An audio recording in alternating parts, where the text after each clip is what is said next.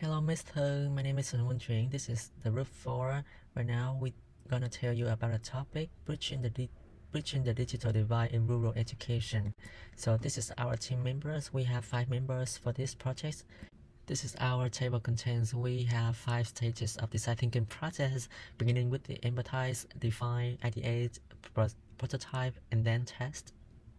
While a lot of schools now have an internet connection, but many rural schools still suffer from slow, unstable networks and rely on traditional teaching methods. So the causes stem from differences in infrastructure, financial resources, but the most challenging to solve is a lack of digital skills. Rural areas face limitations in economic resources and training programs. You know what? Vietnam aims to achieve 100% internet connectivity in schools across the Vietnam, but they need to focus on both the devices and the digital skill training for teacher and student in rural areas. This effort will ensure equal learning opportunities for every student. So now we are diving into the first and the most critical stage of our journey is empathy. So what is empathy? This is about putting yourself in someone else's shoes, seeing the world through their eyes, feeling what they feel, and then we need to truly understand the challenges faced by our rural students. So I'm going to show you the empathy map of our student here. So we have 4 components here. Moving on to the first is what they say. Our students tell us directly that the electronic equipment and facilities at school do not meet their needs. For many of them, painfully reality is their families cannot afford to provide electronic devices for their learning. So what they think that study online more difficult or challenging than study offline, and how can they use electronic devices proficiently, effectively? So they feel sad and disappointed, but importantly, they are determined to change their life. This is powerful source of motivation.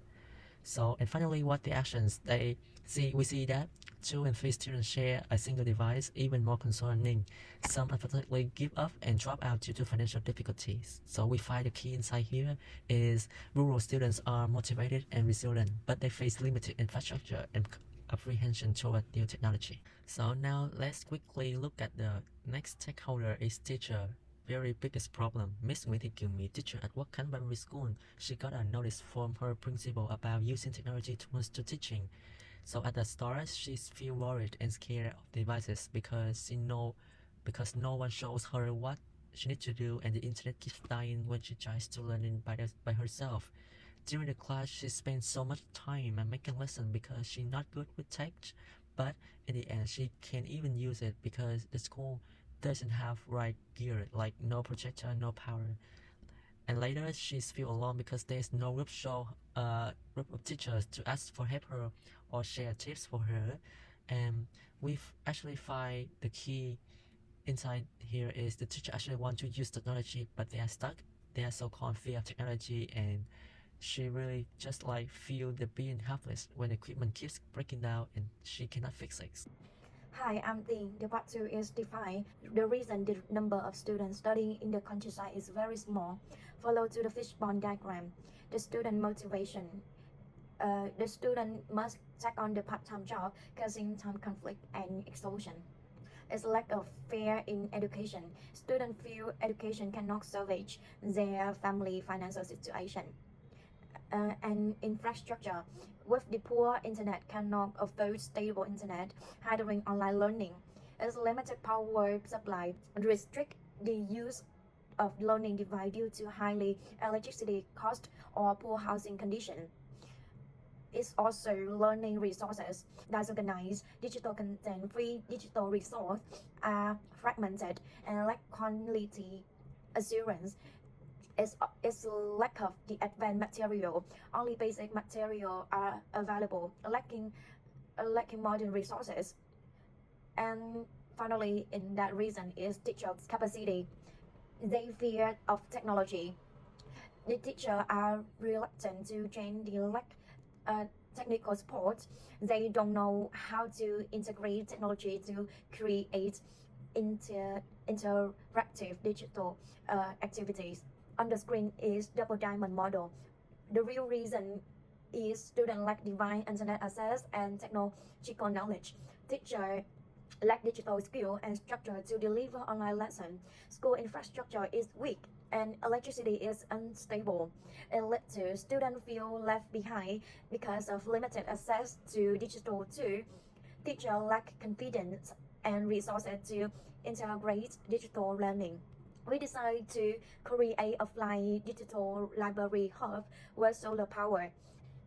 Problem statement here is how might we empower rural teacher and student to bridge the digital divide and making learning more inclusive and effective.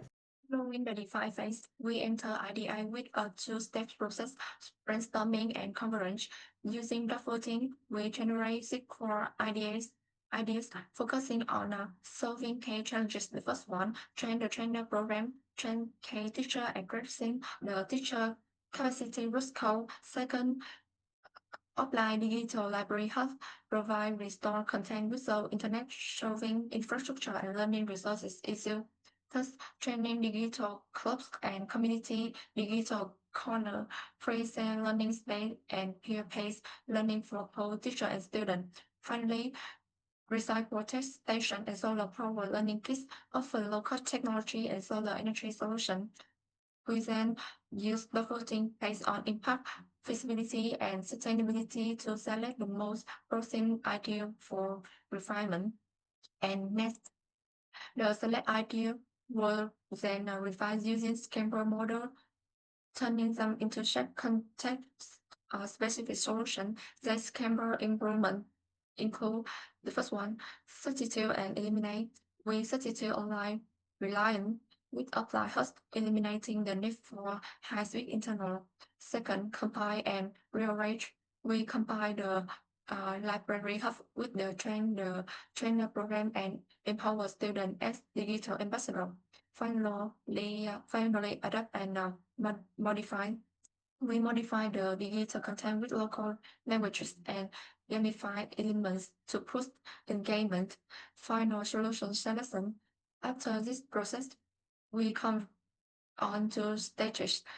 Solution train the trainer program directly address the teacher capacity root cause, creating a sustainable long-term cascade model and continuous apply the user library as simultaneous address infrastructure, resource, and student motivation by providing immediate internet-free access to quality content.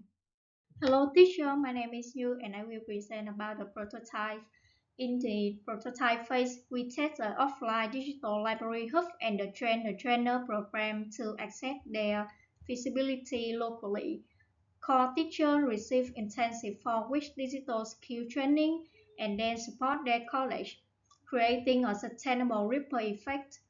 Students also undergo a 4 week course to learn basic computer skills and how to use the offline library, ideal for low connectivity areas.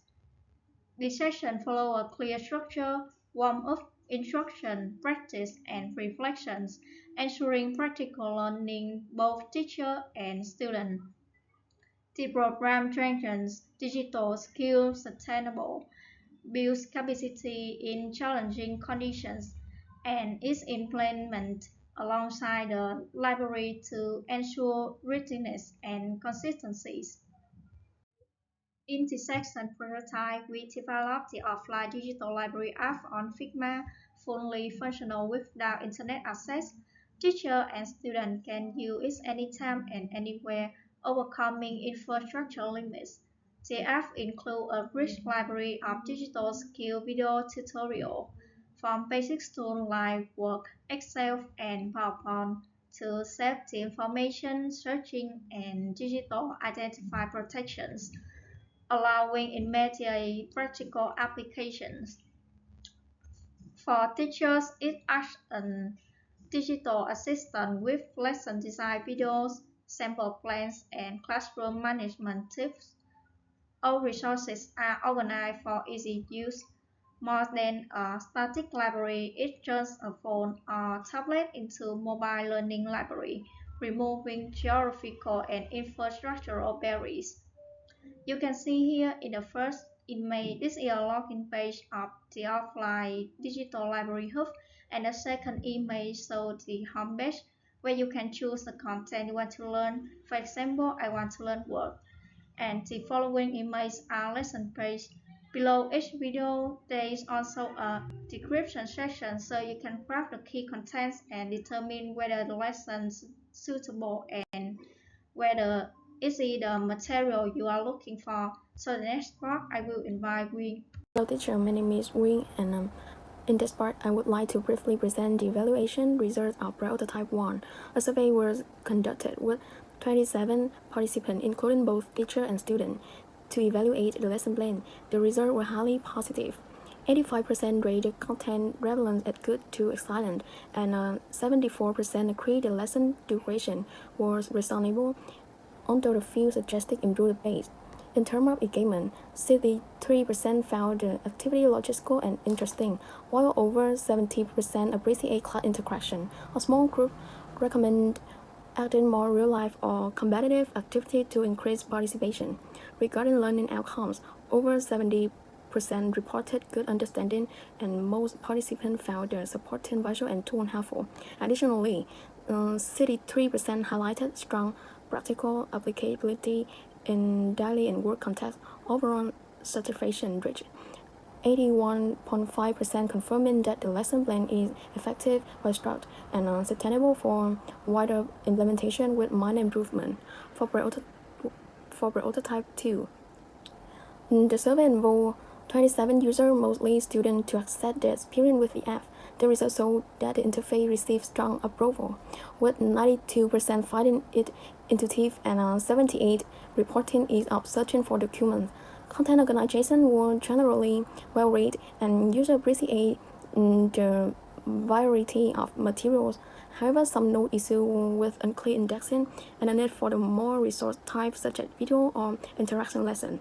The biggest challenge lies in offline performance, as 22% reported the app being heavy and constant device freezes.